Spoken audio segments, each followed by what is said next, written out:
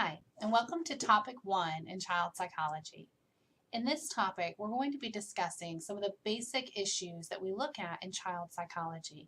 I'm going to refer to the notes in your textbook at this time. In Chapter 1, Laura Burke attempts to help students understand the basic history, theory, and applied directions of child development.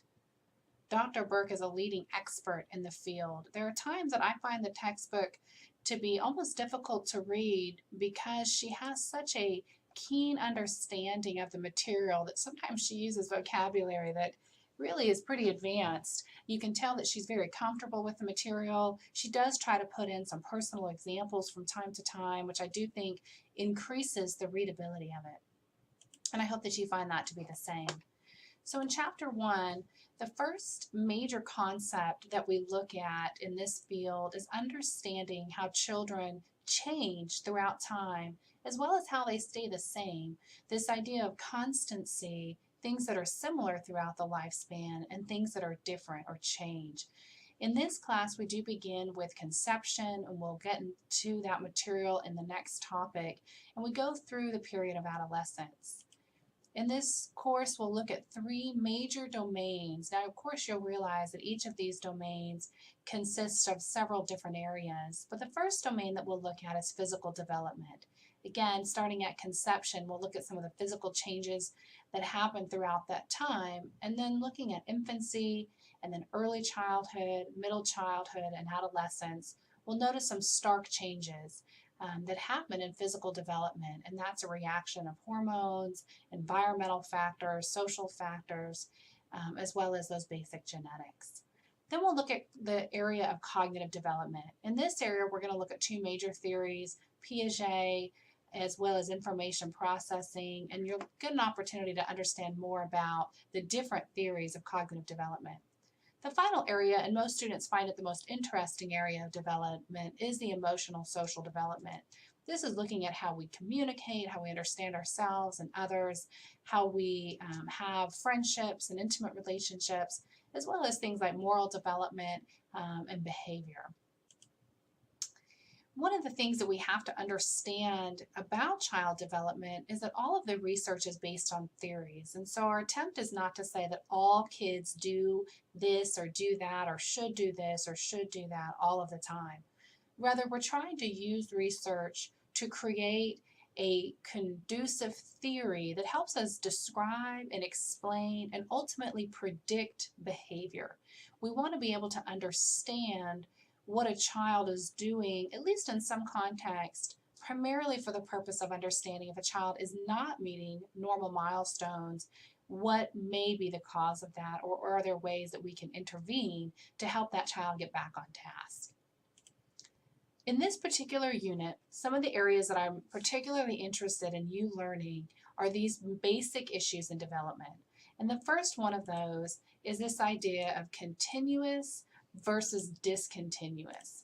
Continuous versus discontinuous development here really refers to the idea of, are we basically continually just changing the things that we do over time, or is it that we're truly doing something different? Is walking just another manifestation of crawling, or is crawling and walking two separate stages? You can see that illustrated perhaps better in the next stage. This idea that, are we on a continuous flow of development that happens over time, or are they separate and distinct stages that are occurring? And so many researchers feel that this is an important area to understand so that we can say, if someone is on this trajectory, maybe they're not doing it the same way, but it's still part of the same behavior. Or if they're not reaching this stage, there's something fundamentally different going on. The other issue is going to be this idea of one course of development versus many. Are we all starting at the same place and ending at basically the same place? Or do people get to the end of their journey in completely different ways? And the final area is this idea of nature versus nurture. If you took Introduction to Psychology, that should have been an area that you heard a lot about. So again, back to this context of development here, This is looking at the unique combinations of personal and environmental circumstances. And as a result, there are different paths. So some of the factors that may impact that development are things like your genetics, your environment, as well as your circumstances. Certainly, we know a child who loses a parent are particularly impacted in every aspect of their life. It's a major shift in their world when that happens, and it tends to impact their physical, cognitive, and social development. So we can see the context of development being an important role in all of that. Now again, this nature versus nurture conversation. This is asking that question, are the things that we do predominantly controlled by our environment, by the way that we're nurtured, by the way that we interact with our world, or is it predominantly the result of our genetics? I've placed a video on the website on Moodle in order for you to watch, and I also ask you to discuss this further in your first discussion question in trying to understand what is the difference and what behaviors are predominantly the result of nature and which ones are the predominantly of nurture. The last issue that we look at here is this idea of stability versus plasticity. Now, plasticity may be a new word for you. Plasticity refers to flexibility, your ability to adapt. So in some areas, we see a great degree of stability. If it's tied to stability, then we can be pretty certain that this issue is related to your genetics. This is a lifelong characteristic. Shyness, tentativeness, your tendency to be an extrovert or an introvert, those characteristics are relatively stable throughout the lifespan. In plasticity, we see that certain personality traits can change. You may find that in some areas you're very open to new experiences, and in other places or other times you're very closed off to new experiences. Again, that responsiveness to your experience. And we do understand many students feel like they need to commit to nature or nurture, stability or plasticity. And certainly the theories suggest that there is a combination happening in each of these, and we embrace this balanced view as we look at continuous change and discontinuous change. One of the other areas of research that we will look at in this particular chapter is this idea of resiliency.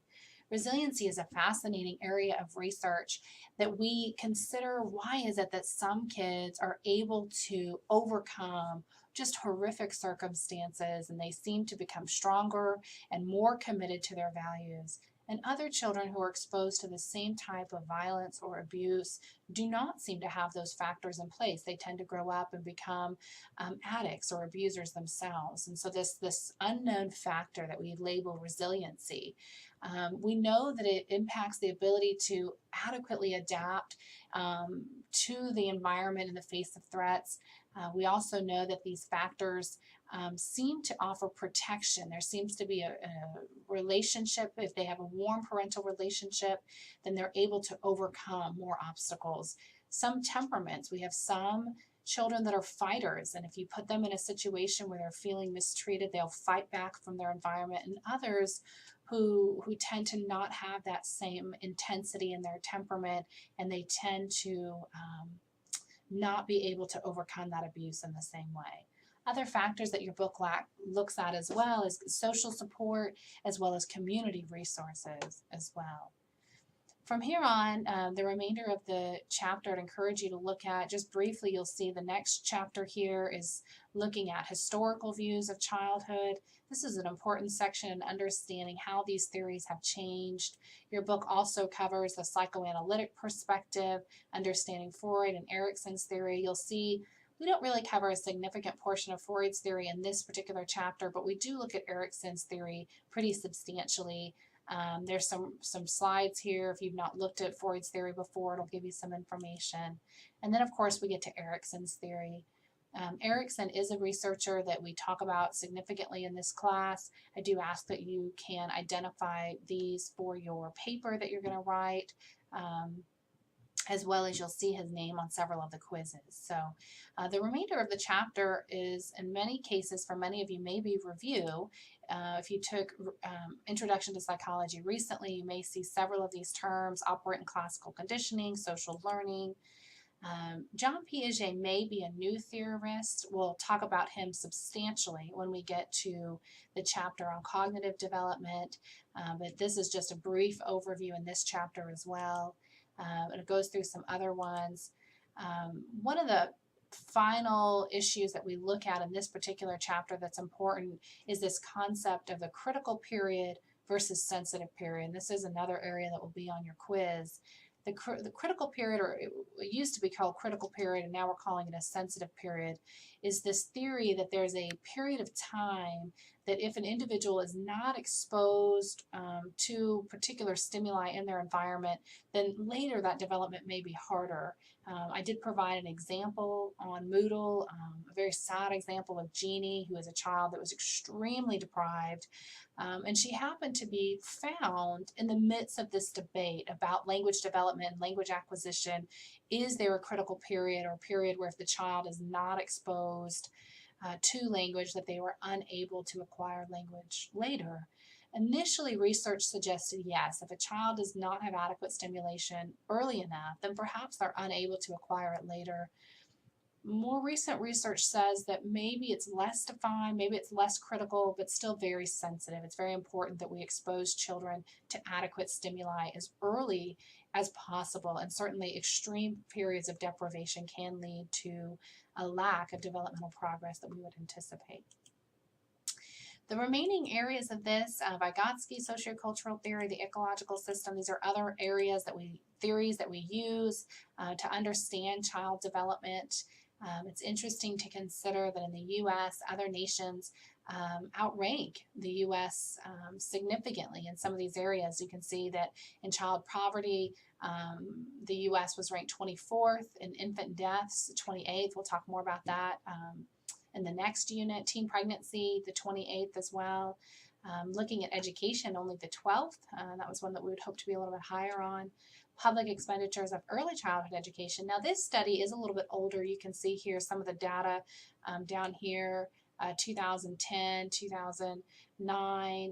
My guess would be even 2011 here. My guess would be some of this has gone up because we have seen substantial grants coming forth to increase the amount of early childhood education and childcare. So that is an area that I do think we're improving on. Overall, in this study here, looking at the overall well-being in 24 economically advanced nations, you can see that the overall well-being score, you do see the United States down here listed at 3, which is interesting as well. The final things that we look at are just some individual differences that look at individualistic and collectivist societies and how that may impact child development. We will talk about that a little bit more in one of the final units that we're going to discuss. And then looking at some of the social issues, again, looking at some of the opportunities like Project Head Start and WIC. Your book does a great job of explaining some of these.